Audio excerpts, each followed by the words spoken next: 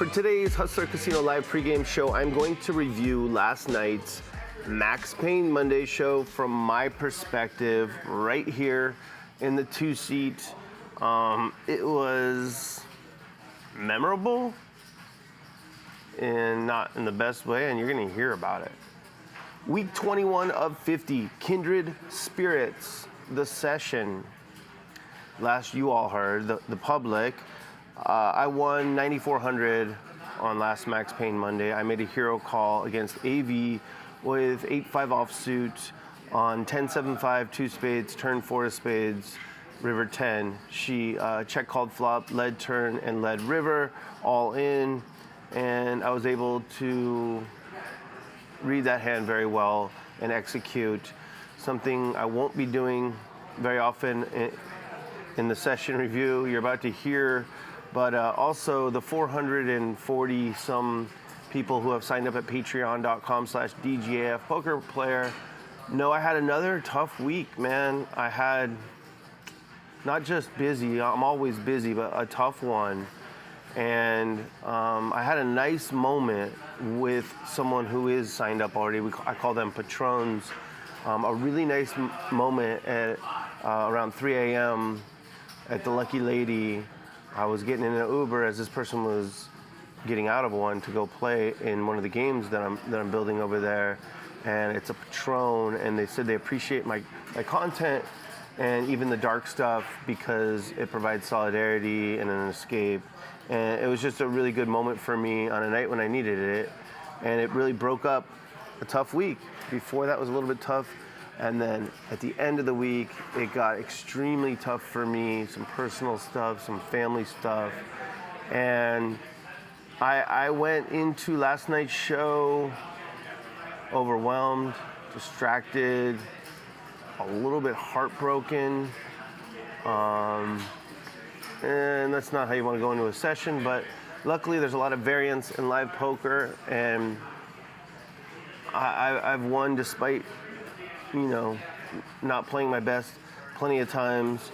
Anyways, if you sign up at patreon.com/DGAF poker player, you too can become a patron, and you can listen to my story, the good, the bad, the fucking ugly, the sad, the dark, the beautiful, whatever goes on in my life. I share it, and I do it unabashed, and it's kind of my therapy, and it's an escape for people. Basically every Monday, I write every single day.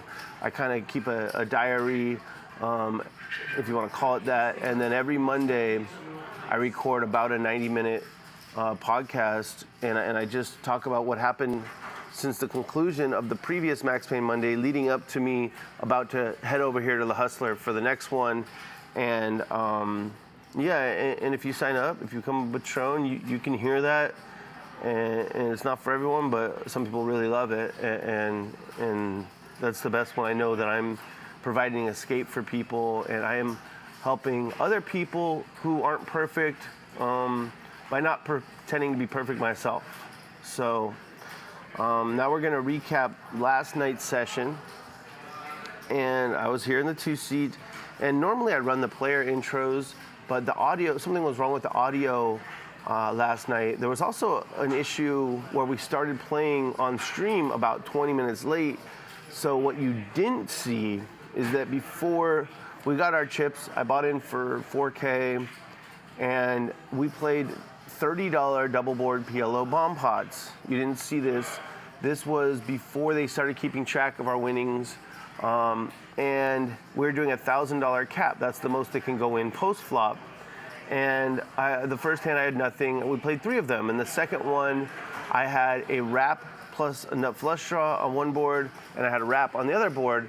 And I bet and got some calls. And I turned the nut flush, and the board was not paired. And the other board was still not paired. So I have the nut flush on one board and a wrap on the second one. And that's an easy all-in. Unfortunately for me, Sia the bot had turned a straight flush, and she had a set, and the board paired on the one where she had a set, and she scooped me. And then the next hand was very similar, where I had massive draws on both and just bricked out on both. And so I was down over 2,000 before the tape started rolling. So that added some tilt. My mindset is typically not great. You see poker professionals, they eat healthy, they work out, they meditate, they do all this shit. I don't have time for any of it. I'm not a poker pro. I used to be, but I do try and come in focused on Monday nights because I want to win on stream. It's a big part of my comeback, and I sell 20 to 25% of my action to people at a certain tier on patreon.com/DGAF poker player, and I've earned over 80K for them, and I just want to provide value to that tier because it's part of my income, and it just feels good to win for others. But yeah, going into last night, it's just I was doing my best. That's all we do, but I wasn't at my best, not even close. And yeah, starting the night off stuck over 2K wasn't great. And I'm going to introduce the players. It wasn't my favorite lineup, I'll be honest. Obviously, when DK's not here, we're missing a lot of energy, fun energy, and action. And for the first time in a very long time, it had the grinder vibe. This table did. Everyone trying to win, and I get it. Yeah, you try and win, but they were trying a little too hard. And when players try too hard, that kills the vibe. And then I didn't adjust quickly enough. Where I just said, fuck this, I'm not giving action. I'm not calling dark like I normally do because I'm getting sniped by every player here trying their absolute hardest, and that's fine. But in the one seat, we had Drew, crazy Drew, very wealthy, funny guy. He's been playing a little bit too tight for my tastes, and I was in the 2 seat, and 3 seat, Nate Hill. He was kind of focused on like poker strategy last night, talking a lot of strat at the table. That's a no-no, but you know that it's an honest like mistake, and I like Nate a lot. But yeah, he's in the 3. Pearson in the 4. This was her second appearance on Max Payne Monday. She's very popular in the real world, or I should say on the internet. And she seems like a very nice person. And then in the 5 seat, Israeli Ron. He filled in for Dentist Dave. And Israeli Ron is a legend in LA and on poker streams and on our show. And you might have seen, I don't know if you saw it, but you might have seen a camera crew here filming some stuff for the $1 Million Game. And I knew that they were going to be here. And I wanted to put a legend at the table and someone that's part of HCL family. So Ron was nice enough to step in. And the 6th seat, I think the people's favorite Max Payne Monday player, Sia the Bot. She is pleasant just about 100% of the time. I don't know how she pulls that off. Well, I do, actually. She's not a human. And people love her, and for good reason. She smiles a lot, and she talks a lot, and she gives action sometimes, and yeah. And then in the 7th seat is Adam from Chicago, a wonderful guy. He likes to drink and have fun, and I think this was his 3rd appearance on Max Payne Monday. And the 8th seat is someone I'd never met before, Jamie. She was sent to me. I guess she's played on streams in the past. Very nice person, really tight. The kind of person that just, probably wins in poker and probably, isn't a fit for this show. But she was nice and it was her birthday, and that's fine. And the 9th seat was to be Frank the Tank, and he just airballed all my messages, and then spoke with Ryan Feldman, I guess, and said he's not coming. And so Sandman, who is a friend of mine, and he knew he's filling in, and he was like, I think he kind of set the tone. I mean, to each their own. He wanted to buy in for the max and really try hard, and that's fine. I should have made the adjustment sooner than I did. I was playing like I normally do, like let's give action, let's have drinks, let's goof around, and everyone was trying very hard last night. It's just rare. It was a Tommy Try Hard Max Payne Monday, and I'm the game runner, and so that's on me. And it just didn't have the normal juicy vibe, and that's okay.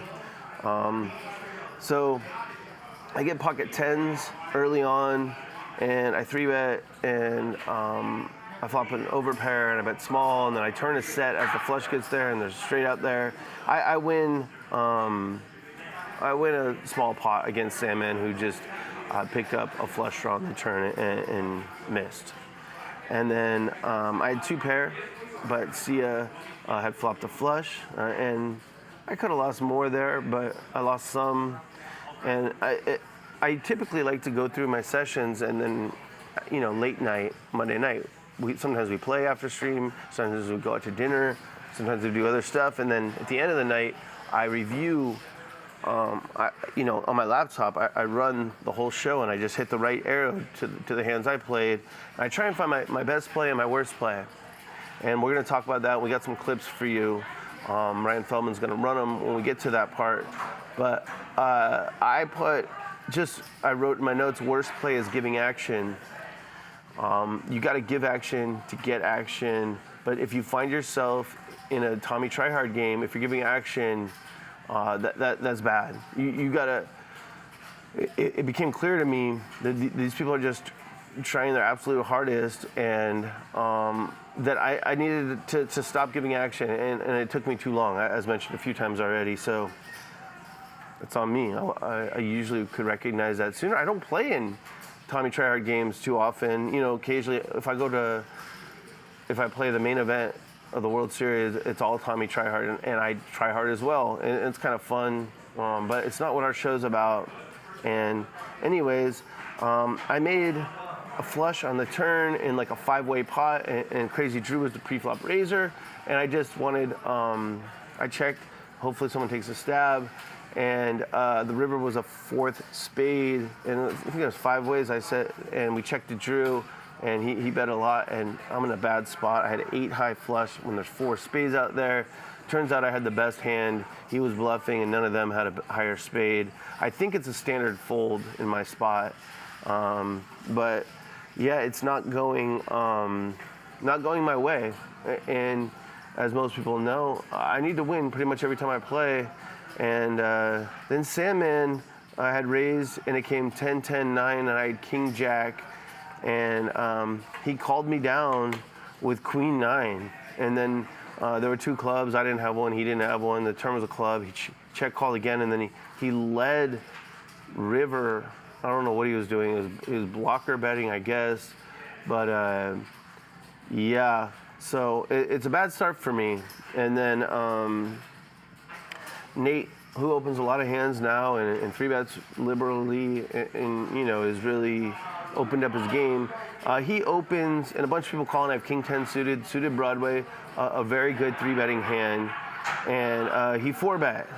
And so this is just how the night is going, where you're just running into it, and I had to fold. He had 10s, and I just had nothing going, and then I had a 2-pair again, top 2, again against the flush, and I folded the river. It was an interesting hand, where I called with Jack 8, and it came 8, 5, 3, I think, something like that, and 2 diamonds, and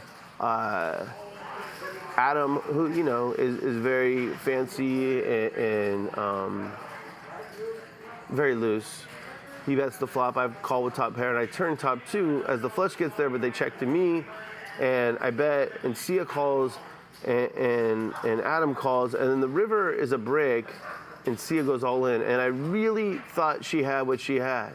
I really thought she had the nut flush draw on the turn, and she was using the blocker technology to try and get us fold, and it would have been tough. It would have been a big call with 2 pair on this, board, but I think I would have made it, but instead Adam called ahead of me, and I knew my hand was no good, and Adam had turned a flush. So 2 pair against a flush. I didn't have too many candidates for best play last night.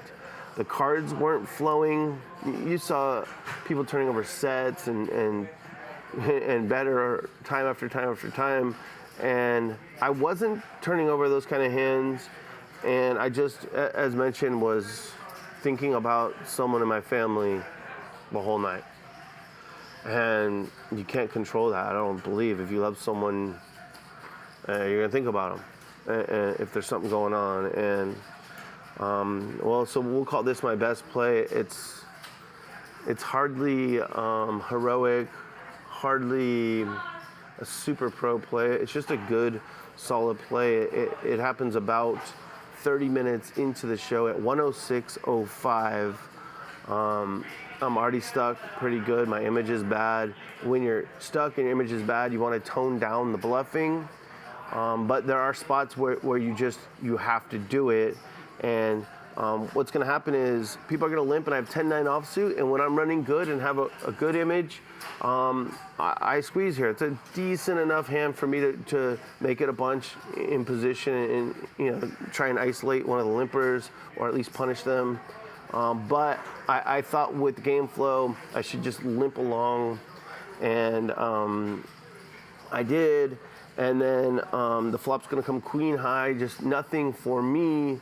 But the turn is going to make me open-ended, and Ron is going to bet. He's going to lead out, and I'm going to have a read that he's very weak, not just because of his sizing, but just sitting across from him. And Sia quickly calls. Also, that's pretty weak, and we're going to run it to that point. I wouldn't work two angles at one, maybe one, but I'm good. It's all good. Take it. Take it. You're welcome. I will say I like the speed everyone's playing at tonight. It's good. You mean we don't have a drink? Is that what you mean? What's that? I'm going to get like Randall now. I'm going to get kind of crappy like Randall pretty soon. Turn on you guys. If you're an Oxy and hard alcohol, you'll turn into Randall. He's gonna eat some sandwiches in the bathroom.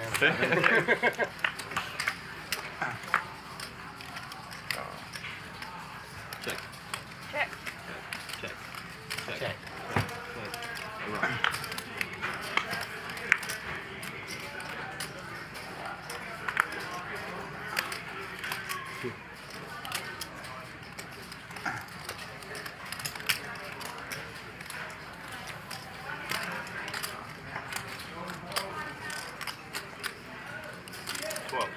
Raise 1,200. Okay, so I remember in this hand, my first thought is, oh, just call. You're open-ended. Maybe you bink. Maybe someone makes two pair or bluffs when your card comes in. I never have a problem getting paid when I have the goods. And then I just executed. No, there's a better way here. It is Ron's weak, betting that maybe it was 200 or 100, and Sia is not strong. She has a bluff catcher. So in a multi-way pot, use all the leverage you have. Even though I bluff more than anyone on this show by a lot, it doesn't matter. If there's a bunch of people in the pot, that's leverage. It still is going to look strong because I don't just throw my money away. And so and it's nice to have a backup plan. If you get called, okay, you're still open-ended. You might make a straight. You might be able to bluff the river. Either way, raising here is just so much better than calling. And I almost called just because I wasn't playing my A game. And then instead I raised, and you'll see what happens.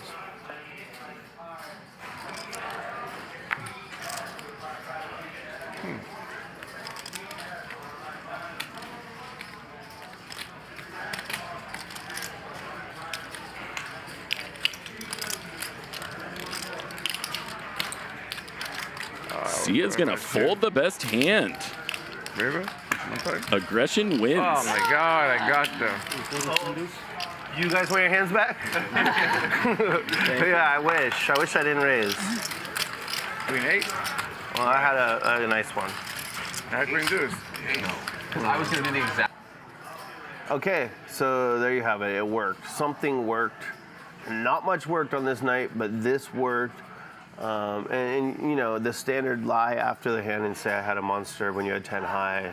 That's just what I'm gonna do every time. It's just keep things light. Everyone knows, you know, it's some stupid story, and it just, I think it's the way to do it at the poker table. Just if people are taking it too seriously, it sucks. The game sucks, and you know, it's not that they're great players. It's just it's not fun, and the game just becomes too tight and a variance festival. Whereas if everyone's gambling it up, you can find some nice spots to like, while having fun, to make good moves. Anyways, that was cool. And then nothing for a while, and I was running into weird plays. People just kind of clicking buttons, and that's good. You want that in your game.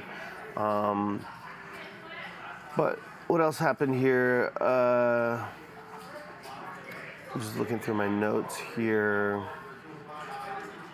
Sandman sun running, I'm bleeding off chips. I 3-bet 10s, and Nate cold called. I didn't 3-bet huge because Sandman opened to 5x, and when people open outrageously large, I go for really small 3-bets. I do want to put in another raise, but I don't want to put in a trillion big blinds to do it.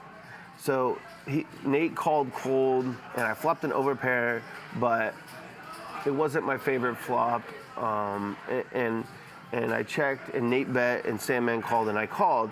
And the turn was an overcard, a heart. Now there's 3 hearts out there. I have the 10 of hearts, and we all checked. And then the river was a king of hearts. And Sandman checked, and I bet, and Nate raised. I bet 1,600, and he raised to 3,900. So a little bit more than a min raise. And this is a tough spot because he's repping the nut flush or nothing. That's the definition of polarized. I have the 3rd nut flush because the king and queen are out there. There's 4 hearts. I have the 10. I have the ace in my range more than either of these other 2 guys because I was the pre-flop 3-better, and yeah. So it's just a very interesting spot. I bet the river for value, hoping to get called by a smaller heart. These guys should have smaller pairs in their range, and Nate's cold calling range should have a lot of small, medium pairs in it. Where if he has pocket 8s or whatever, and he has a heart, he's gonna call that 1,600. And he raised to 3,900, and Sandman folded, and now I think you heard me say it if you're watching. So did you just check back the nuts on the turn? Because it wasn't a situation where I could give him the nut flush with 1 card. I can't imagine he's cold calling 3 bets with the ace of hearts and an offsuit other card. What hands would he be cold calling there? And then betting the small card flop. It doesn't add up. So it's either he turned the nut flush, or he's bluffing, and he was having a rough night at this point, and I decided to pay it off, and he had the nut flush. And so it's a very interesting hand. I think I like my line of check, call, flop, check, we all check turn, and I like leading river. I think it's just one of those spots where I got to pay it off because I'm getting good pot odds, and he doesn't have just the naked ace of hearts in his range, I don't think, because he called 3-bets cold, and then he bet the small flop. So it wouldn't make any sense. Like what, ace, jack offsuit? No, he's not betting small on the flop. Yeah, so I lost a big pot there.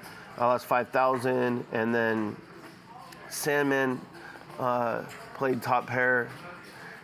Interestingly, where he raised from the small blind, it came jack high, and I flopped bottom pair, and Nate bet tiny, and Sandman called, and I called. And the turn was a brick, and we all checked, and the river was a brick, and Sandman let out. And it was one of those spots where it's such a good bluff spot for Sandman because it's clear me and Nate don't have anything. And so I looked him up with bottom pair, and he had top pair. So if you're showing up with the best hand and great bluff spots, that's one form of running super hot, and Sandman is running super hot. And it's debatable, but he doesn't bluff as much as, as people think. But it's just, when it's such a great bluff spot, I'm gonna look you up often. And if you just slow played a good hand, good for you. I called him Sun Man because he had the check mark. You don't know while you're at the table. You assume that he's just got the goods over and over. And I decided, I started with 25.5K as a bankroll for the night, and I sold 20% of my action to some patrons, the Game Day Corporation. And like I said, they've profited very, very well since I started doing this. They're up $80,000 since I started doing this on stream. But I do want to make it through the show most of the time because I'm important to the show, and it feels weak to organize the game and bust out quickly. But also, fuck it, man. Like, you're stuck. I'm better when I'm deep. And I 3-bet Sandman with a bad hand because we're deep, and he's sun running, and he 4-bet. And I was just running into it over and over, and I folded. I had a bad hand. I had 10-5 offsuit. He had pocket aces. Good for him. So he wins another 1,000 there. I lose another 1,000. Then I 3-bet him again, and this time he has 7-3 offsuit, and I have ace-9, and he calls, and it comes 4-5-6. So, and that was multi-way, and yeah, he won. Nice pot there. That's good. 7-3 offsuit. So he was gambling at this point, but at the beginning, it didn't seem like he was. And then 7-3 offsuit opening, calling is good. And that's a pretty decent flop for that hand, 4-5-6, in terms of deuce. And he bet. Yeah. So I flopped 2 pair, but my opponent had nothing. I think it was Pearson and maybe one other person. With 10-9, I made 2 pair. Now the $100 straddle is on, and so when the $100 straddle's on, this game plays big. It's Wednesday stakes, and because you're basically playing 51, and I only had a little over 3K, and it wasn't going my way. And I don't know if you guys knew this or not. Maybe we didn't. I think the sound wasn't working when we told the audience about it, but we're doing the 10 deuce bounty in honor of Doyle Brunson, and we're also doing the Queen Deuce of Spades bounty in honor of Israeli Ron, who on his arm has the Queen Deuce of Spades. That's the only Queen Deuce you can win 100 from each opponent plus 200 from the last person to fold. So the $100 straddle's on. There's some limpage. Sia goes to 600. I have 3,300 maybe.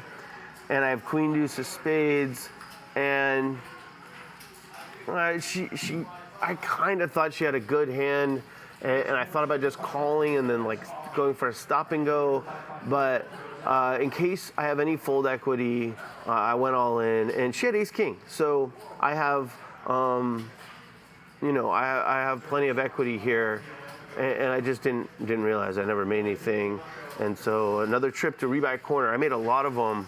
I wore out the carpet between this seat and rebuy corner. Hopefully they can get some new carpet in time for the $1 million game. Just one of those things I would just fold that hand, but it's the bounty hand, Queen Deuce of Spades, and then another very unfortunate hand. I had 8-10, I think. And it came 7-7-7, and we all checked. And the turn was an 8, and I bet small, and Ron called. And the river was whatever. It was insignificant. And I know Ron is going to call me. I think he had 2,500 left. He's going to call me with pocket deuces, 3s, 4s, 5s, 6s. And yeah, he's going to call with those hands. So I shoved for value, and he had quads. You're shoving for value with a boat, and the guy has quads, you're in trouble. And I was all night long. And Then I had a pair plus flush draw, and I was a 2-1 favorite, and I lost that. And this was a fucking frustrating hand where Adam raised to 200, and he also wasn't playing that wide open at the beginning of the show, but started to loosen up. The guys who were winning all the money started to loosen up. That's good at least. And he opened at 200, and people call, and I have pocket sixes, and I decide to squeeze to 1200. And I don't hate the squeeze. I think if you're running good, you just call and try and flop a set. And little pairs are great in multi-way bloaters. But he just seems so wide pre-flop, and they're weak calling. And I go to 1200, and he snap goes all in. And I'm down to my last 6,000 or 7,000 on the night. And so I should have thought of that before making it 1200. He snap goes all in, and it's just, man, like I'm probably flipping at best.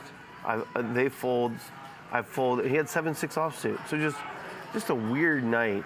I think it's a standard fold, or maybe it's not, but I was just off, man. No rhythm, and we're gonna get to my worst play now, and there were several candidates, but this one angered me the most. This happens at 3:12:30, so we're about halfway into the show, and I'm gonna open King Queen offsuit. It's a good hand. I'm gonna go to 120. Nate's gonna 3-bet. Nate 3-bets a fucking shit ton. He goes to 320. Sandman calls, and I call. I think that's where we're gonna leave it off. I'll be able to tell by listening. Ryan, can you run that one?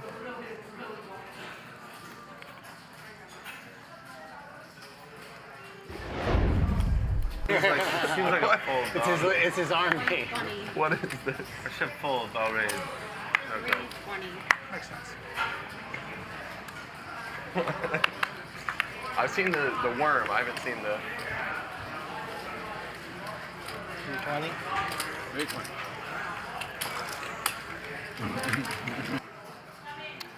Okay, so Nate 3-bets to 320. Salmon calls. I opt to just call here with King Queen offsuit. I think that actually is very standard to open and then call the small 3-bet, completing the action. And then the flop's gonna come out Queen, Deuce, 3 rainbow, and we're gonna check to the pre-flop 3-better. That's what you do. And Nate's gonna bet small, and let's run it, see what happens here. Seems like a fold. It's his.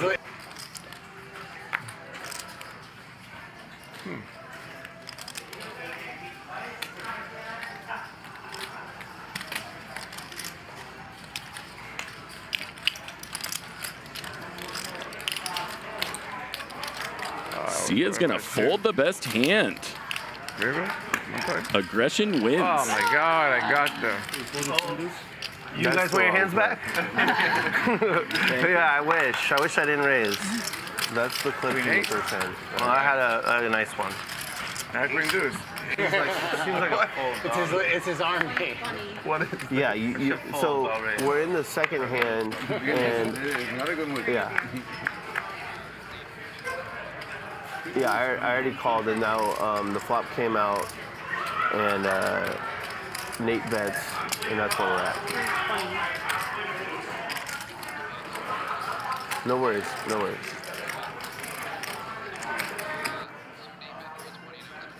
Okay, so you got King Queen, offsuit.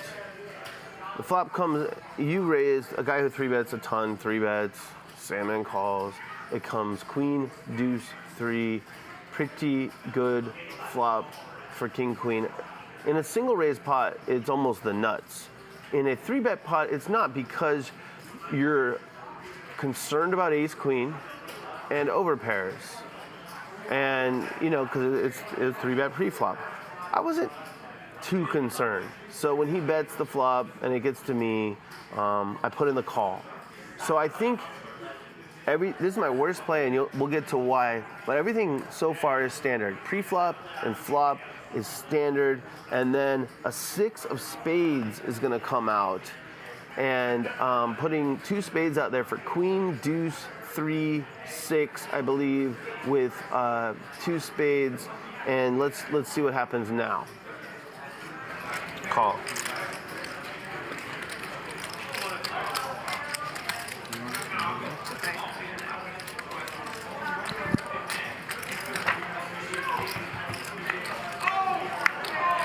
And that is a dangerous card for one Nate Hill. Yeah, well, it turns out it wasn't that dangerous for him. But Raver's right. It should have been because I checked and Nate really sized up here, and that's kind of interesting. Queen, deuce, 3. The only natural draw on this flop is 5-4, and it just got there. Ryan, am I correct that it was queen, deuce, 3? Okay. The only traditional draw just got there, and Nate is not concerned about it at all. And normally when you have an overpair or top pair, top kicker, you gotta at least acknowledge the draw that just came in, especially if it's the only one, and he didn't. And not only did he bet again, after not acknowledging it, he sized up, and here is where I butcher it.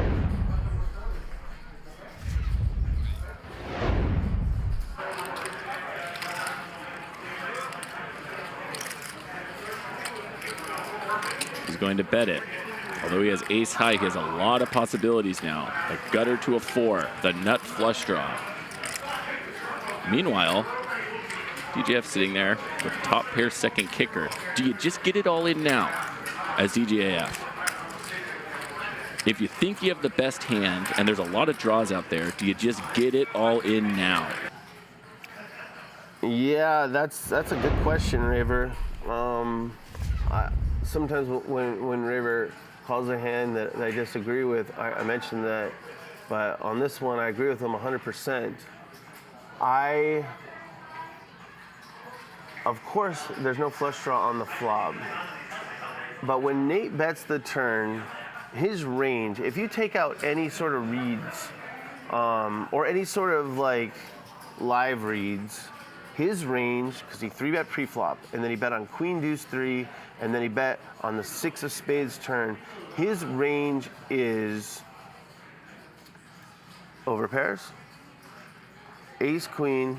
I guess he could have king, queen also. Probably not for that sizing. He could have 5-4 himself, but something about his bet made me think he just picked up the nut flush draw. And if he did that, Raver's right. Send it in now, charge him. He's gonna call with a combo draw, but charge him, and I didn't execute. It doesn't matter that I am hypersensitive and I pick up on stuff, and I picked up on it. Just when he put that, I think he bet 1,400.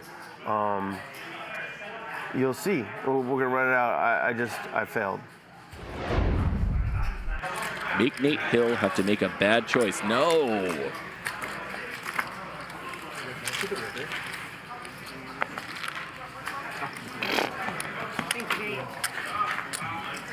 Nut flush. Plus gutter. Max value, I guess, $300. I mean, I had an all-in hand, but I just know the. He did have an all-in hand. Just been one of those nights for DGAF. Nothing is working right. Yeah, so you heard it. I'm not making it up. I thought he had the nut flush draw, and then we ran the river. So he would have stacked me if I played the hand correctly. But that's not the point. I never worry about that. I worry about my play. And I just, my spidey senses told me he picked up the nut flush draw and that top pair was good, and to send it in and charge him, right? Because even though he's gonna have a combo, he can win. He's got what? He's got 15 outs. Well, I'm still better than 2-1 favorite. And so that's pretty good. And so send the money in. And people say that some people say there's no momentum in poker. I think there's definitely momentum in poker when you're running well, you play well, for many reasons, and one of them being you're not worried about losing the rest of your money. If you have money to lose, you play better, or at least in spots like this you do. And if you're feeling like I just kind of gave up on the hand, I had been running into the nuts over and over and over. And it's pretty weird. We ran it out. I would have got stacked. He would have made the nut flush, but you heard it. I said nut flush. I just knew because we ran the river, and I didn't execute, and that sucks. And is this an easy spot? Absolutely not.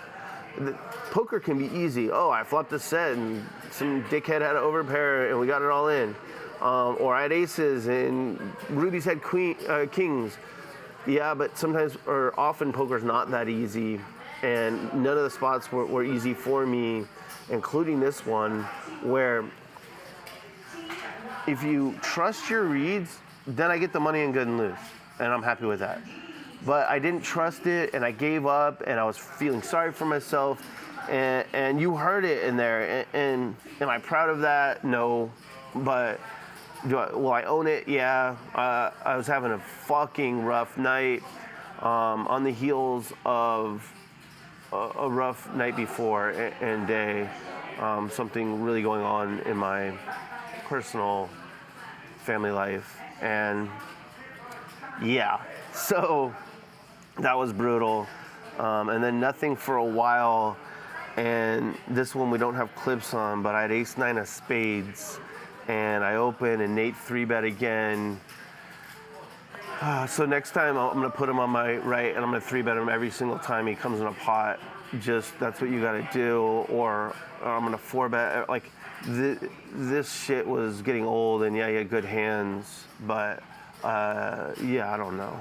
So I have ace-9 of spades, and my first instinct was just fold. I thought he had a good hand here, and I called. You're on stream, you can't fold a suited ace to a re-raise, and the flop. I had ace-9 of spades, and the flop came ace-10-5 with 2 spades.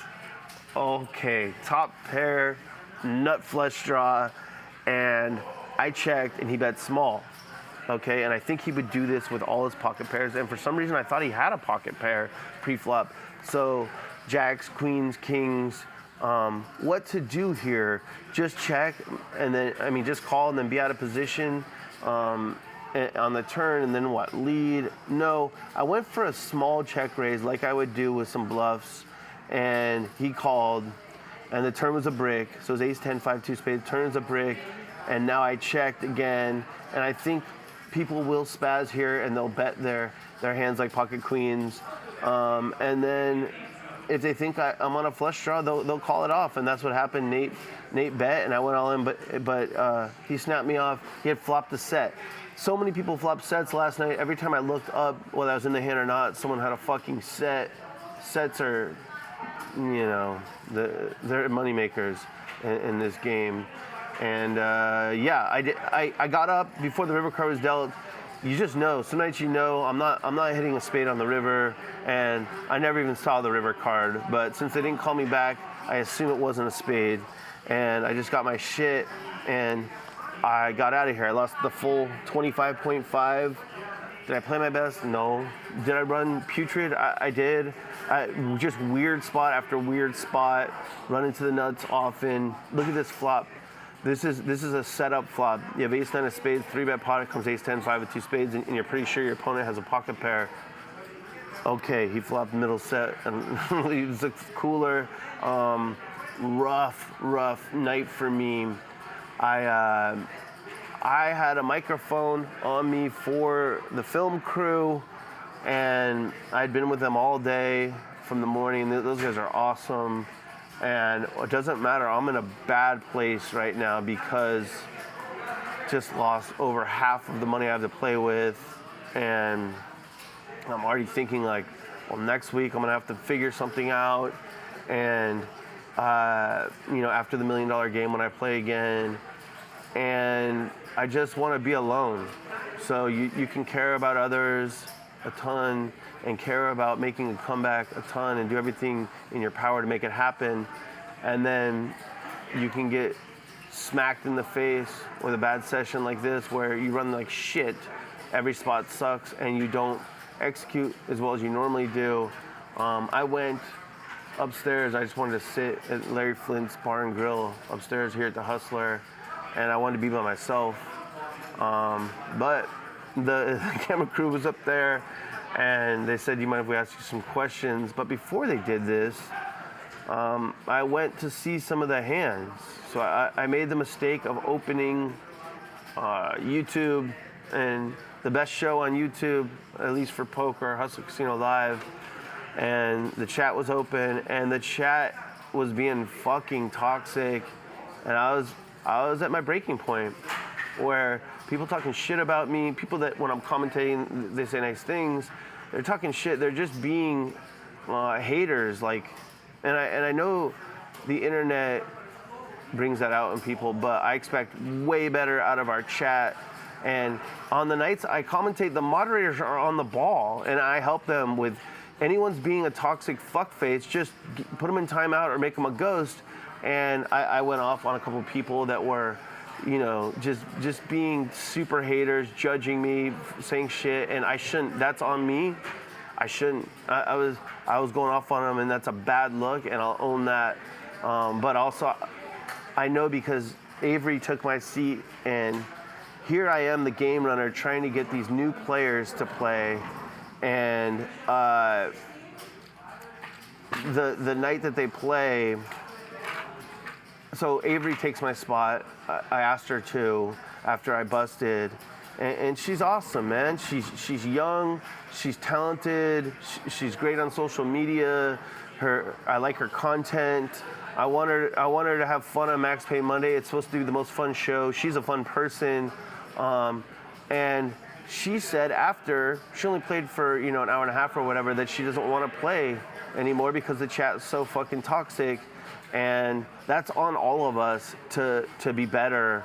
Yeah, I shouldn't have gone in there last night, but I know it's not just me and being sensitive, which I am. It's several players have not wanted to play again because of the shit the chat's saying about them, and we got all these moderators, and we all have to do better. And anyways, that was a brutal session, and this podcast is called Sessions, and more than half of it is not about poker, really. It's my life story. It's a comeback story, an impossible comeback story, where you find yourself at rock bottom, 2017.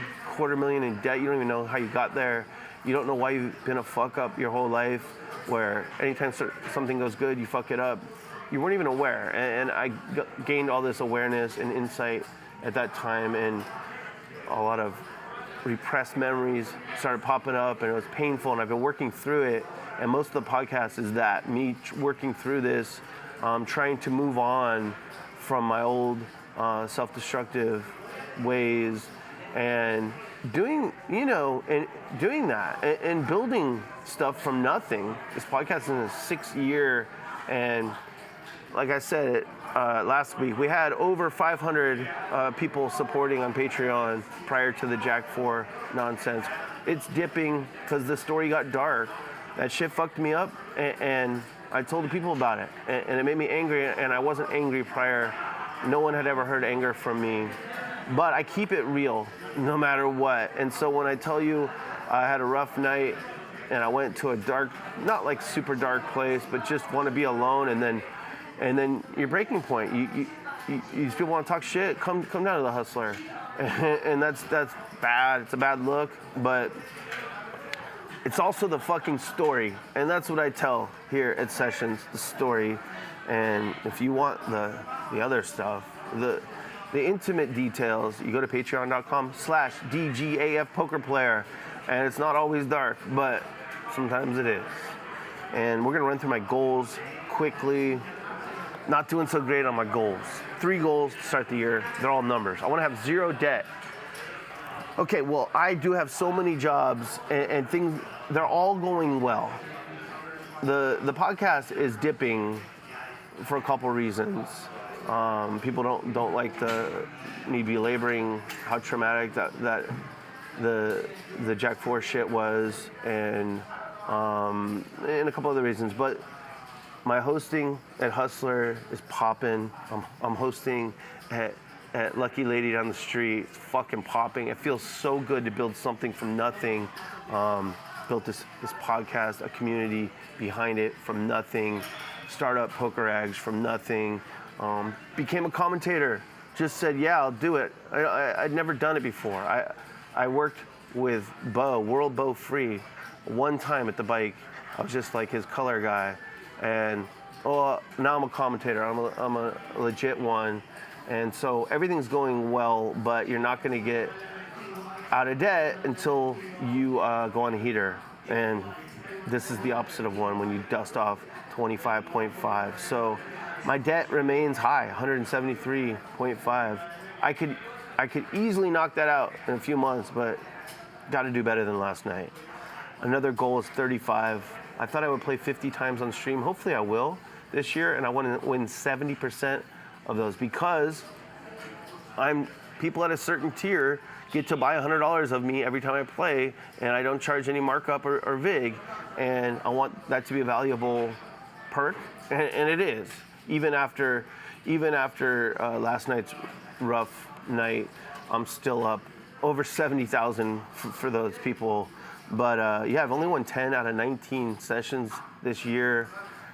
I've had some run bad and And then last night also the lineup wasn't great, and I gave too much action at the beginning, and then I shut it down. I started playing tight for a while, and it didn't matter. I never got anything. And the last goal is 219. I want to weigh 219 or less by the end of the year. I'm probably drawing dead. You need a better schedule. You need sleep. You need exercise. You need stuff that I don't got time for. And I didn't weigh myself because I stayed at a hotel last night and they didn't have a scale. But you know what?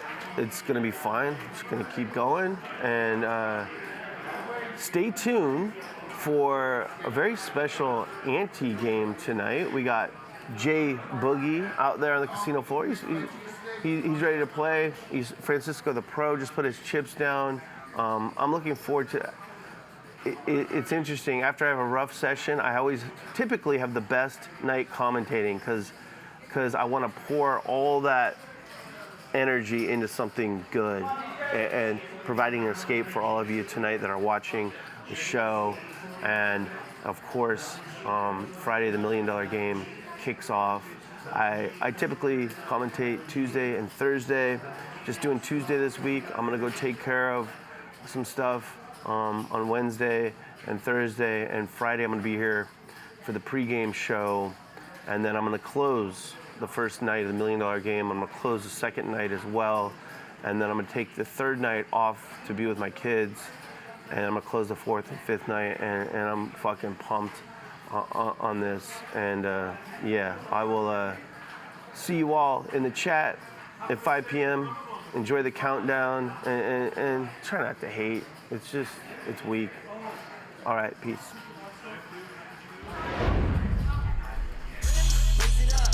Chat Pro, slow roll, never fold. Raise it up. Chat Pro, slow roll, never fold. Raise it up. Chat Pro, slow roll, never fold. Slow roll, never fold. Slow roll, never fold. Raise it up. Raise it up.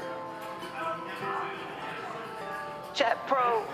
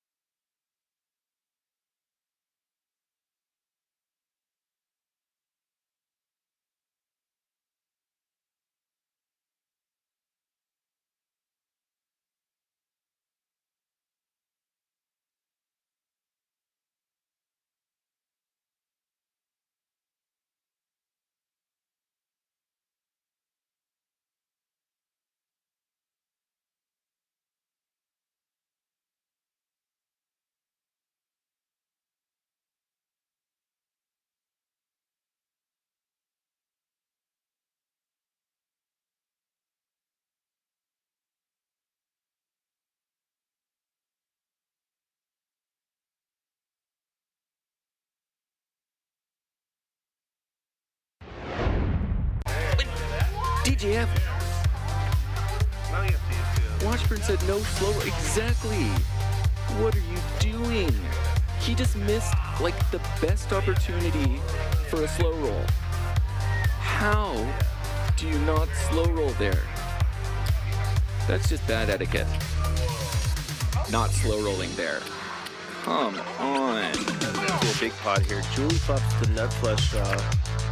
King Henry, who just bluffed it off with 9 high, immediately flops the joint in the next hand. Julie needs a spade. Instead, the king is going to scoop. That's what's known as a cooler. Wesley's going to raise. But you get there. It's a big hand. Fold. So stupid. This is pretty bad. I slow played myself to death. Meaning bad luck. Top set. Might get the job done, or he might just get it done right here. And look at that.